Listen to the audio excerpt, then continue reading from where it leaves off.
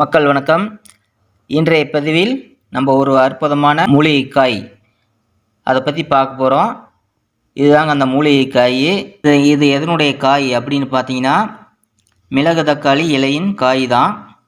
இந்த காயை நம்ம சட்னி அரைச்சும் சாப்பிடலாம், குழம்பு வச்சும் சாப்பிடலாம். இந்த காய் உள்ள நிறைய ஒவ்வொரு காயிலையும் விதை நிறைஞ்சிருக்கிறதுனால இது ஒரு ஆண்மை சக்திக்கு அற்புதமான காய்.